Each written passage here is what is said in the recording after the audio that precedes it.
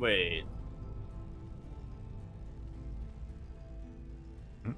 I'll ask this later. As we continue this series, I guess, on Curious Minds LE, we're in the top left-hand corner of the map, swatting all the way in the top left-hand corner. We have our red Terran player this time, coming out from the land of Taiwan. He, of course, is going to be representing... I'm not even going to try to read that. He is Eternity.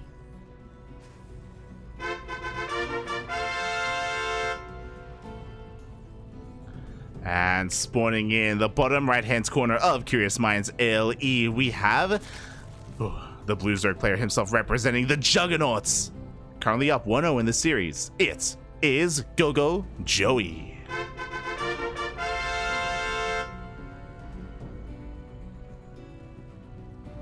Did Eternity play Protoss in game number 1? Am I being gaslit by GogojOey and Eternity here in the in-game chat?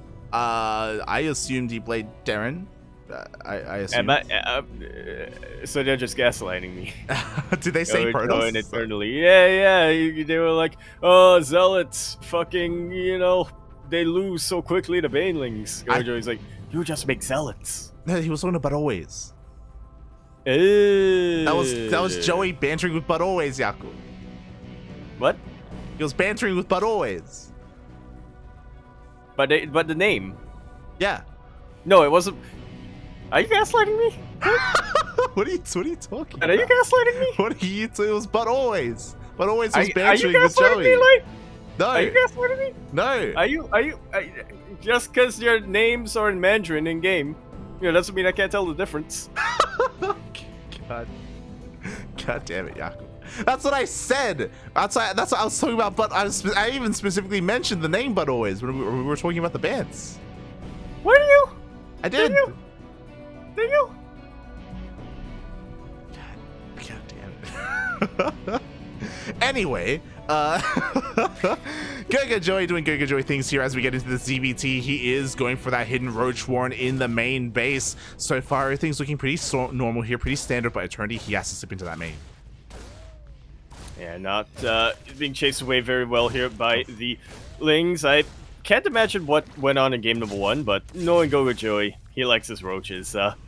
I have to imagine Eternity is going to be expecting something similar, but maybe not quite so soon.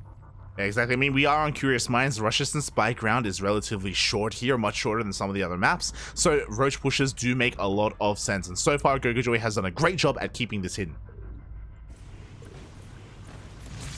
Yeah, even chasing away the Reaper once again with the Lings and the Queens, but it has finally been, the Roach at least, has been scouted, even if not quite the Warren, but at this point, it's probably too little too late.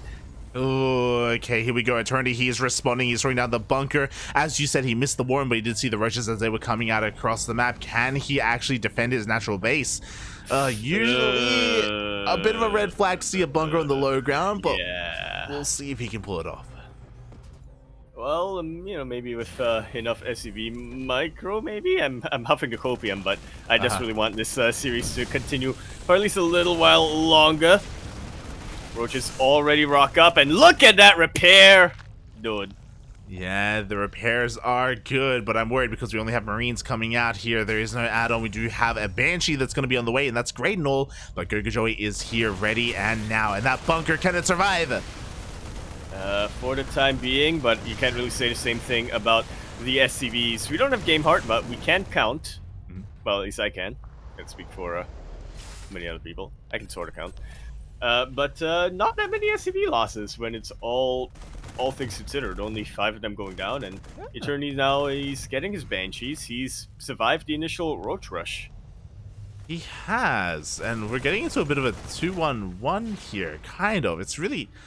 This was a really odd opener, especially because, for whatever reason, Eternity didn't even invest into Hellions to begin with. I mean, I guess it makes sense because, the Roaches rocked up, sorry.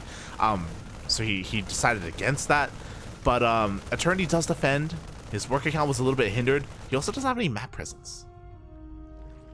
Yeah, he's gonna have to give that up for the time being. Is a bit of a consequence of getting the Banshees at this point in order to survive against the Roaches. But yeah, he is gonna be playing pretty defensive for quite a while, so I kind of like this. He's adapted into making a sort of a pseudo 3-racks build. Yeah, kind of an interesting turn of events when it comes to the overall build of Eternity. I guess he's trying to kind of do things on the fly and react according to what GogojOey just went for. And here we go, we have the double engineering base as well. He is going into his bio style. It was a 3cc opener, by the way, so he does have that available to him whenever he feels safe enough to take that third. But right now, GogojOey just has so much breathing room. He is free to drone to his heart's content. Yeah, he's already gotten that nice and comfortable 64 worker count that Zerg wants to be at going into the mid game. What does he do with that, though, is going to be the main concern. He has to tech up, and he also has to have enough units to deal with the follow-up push coming out from Eternity.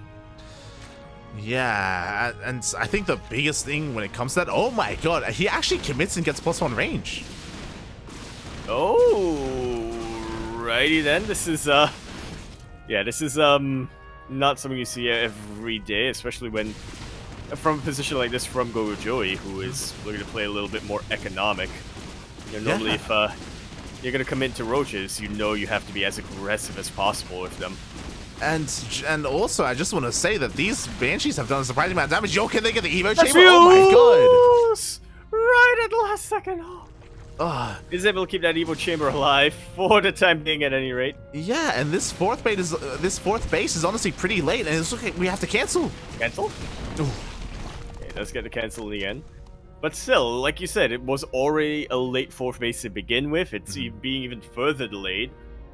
And now Eternity's moving across the map with his bio push. Yeah, like, especially because, like, of all the worker kills as well, like, these Banshees they are the MVPs of this game for Eternity. If he's gonna win this game, it is off the back of them. And GogojOey is really struggling to keep up. Thankfully, he did keep that Evo alive, but he was losing a lot of his Roaches as well. He lost one of his Ravagers. He is gonna be relying on Roach Rav as his main army, which, again, doesn't scale amazingly. It can do really well hitting your timing, but, mate, you gotta be crisp with it. You really do. Meeting a couple of Marines in the middle of a map like this, it's, yeah, one way to get a little bit ahead, but obviously Eternity sees the trouble and turns around not engaging. I will say this, though, about Roach Ravager as your main composition in the early mid-game. It lends itself pretty well into getting Lurkers eventually. But, of course, that's eventually. Yeah, it's a very dark style of playing. You go Roach Ravager into Lurker, and maybe that's what GogojOey is going for. He throws down a Baneling Nest, so it looks like he wants to go Ling Bane Roach Ravager, which isn't a bad composition at all. Just relatively gas intensive, all things considered. We'll see if he can pull it off here. Because of all this tech, it looks like GogojOey doesn't want to hit a timing with Roach Rav. Yeah, which makes sense. He needs to make sure he has what he needs to survive for the time being. His economy has been relatively untouched so far in the early game. Well, I say that, but just remember we don't have game out. Yeah, only 6 drones go down, so not the biggest of deals here, but can he survive the bio is the massive question. Yeah, again, the Banelings are not ready for this. It's just Roach Ravager, and they don't trade amazingly against bio, so this is going to be a little bit inefficient. He has to rely a lot on his bios to try and force this back and try and gain some ground. He's trying to get on top of these tanks, and the first tank, does go down. GogojOey being able to gain a little bit of ground here, preventing Eternity from establishing too much of a foothold. He's going in with everything he's got. He doesn't really have the best positioning, but the biles are pretty decent. They are able to take out the tank. And with that, Eternity has kind of lost his backbone, but his limbs are still really strong.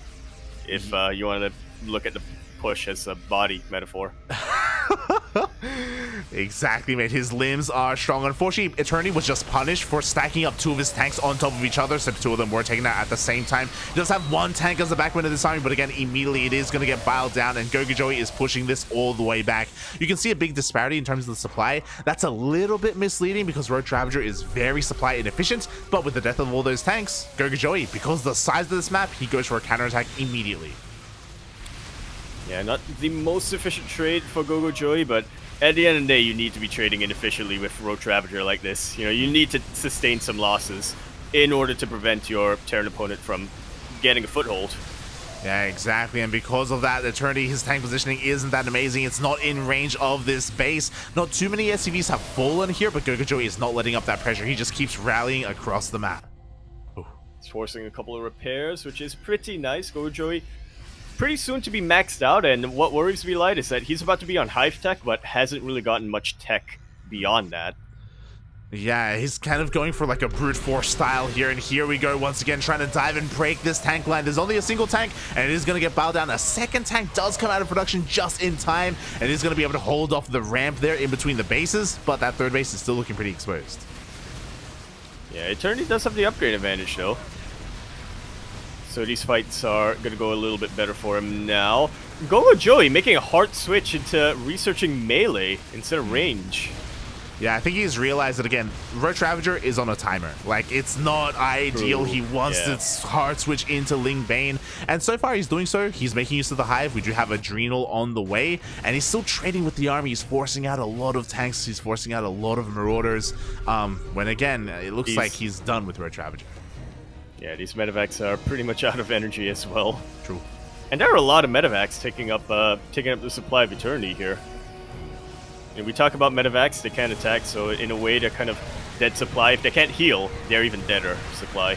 Oh, exactly. Meanwhile, the Lynx close the distance. Looks like the tanks are go falling one after the other. Oh my god. GogojOey just eviscerates that tank line. Again, keeping that tank out as low as possible. That means that Eternity can't really counterattack. You know, pushing out across the map with just bio is never something that you want to be seeing. And GogojOey is successfully transitioning. The Banelings are on the way. Baneling speed is done. And they are starting to roll in. All GogojOey needs to do is make sure that the tank count is low and that, you know, not too many of these Banelings connect with Marauders. But even then, the army is so clumped up that I think splash damage is going to happen regardless. Yeah, exactly. Forces the third base to be lifted up here by Eternity. Again, he's really struggling to hold on. The tank count just keeps getting reset. He does have a fourth base behind this, and it is kind of getting saturated, so there is that going for him. But again, his economy still isn't where he wants it to be. 3-3 is on the way, but it's not done yet. And GogojOey, like, I don't know if there's ever been a moment where he just hasn't been maxed out for the past couple of minutes. Yeah, even though a lot of his supply is in Roaches and Ravagers, he has perpetually been in a significantly higher supply than his opponent, so that's the main important thing. He is starting to refine his army a lot as well. The Baneling count is getting higher, the Link count is getting higher. I would like to see some, it would be nice to see some Ultralists, but you know, he doesn't really need them at the moment. Yeah, exactly. Just straight up Ling Bane, Roach Ravager forces the lift up. More SCVs do end up falling. The working count stuck at 50, and it's been stuck at around 50 for a long time here for Eternity. Finally, he gets a moment of reprieve, but that's only because GogojOey, he's just morphing in more Banelings. Pretty much, yeah. It's the calm before the storm. Ugh. It really is, and the storm is here. Again, it's so difficult to hold on to this space because look at that. Look at how open this area is. Yeah, especially considering that that base is an orbital rather than a planetary. It's very difficult to defend. Really good split on top of this ramp here, and a really good use of the Marauders to hold the line. But at this point, GogojOey has way too much Zerg, and it's all readily across the map right now. Yeah, the third base has finally been broken. I am shocked that Curious Minds was not vetoed, by the way, because of this exact reason. Again, this third base, it's so exposed. There's a ramp, there's high ground right next to it. There's just so much open space here right outside the bases, and GogojOey made full use of that. Eternity does have a pseudo fourth base or another third base behind this, which is cool and all, but it's not saturated. Look at that worker count. Yeah, we were mentioning a lot about how GogojOey's been keeping the army count down, and that's not really paying too much mind to the worker count, but Eternity just hasn't been able to drone up. Or the Terran equivalent drone up. SCV up? That sounds dumb. A worker up? Build SCVs. Worker up? Work who up? Meanwhile, here we go, the League Bane. Oh my god, the Banelings coming from flank as well, forcing all the Marines back. Decent stutter step micro here, but there are just so many Banelings. Yeah, even if we're even seeing just a handful of them connecting with the Marine army, and even still it's dealing damage. GG is called. GogojOey takes that series 2-0, and we'll have a rematch with Bud Always.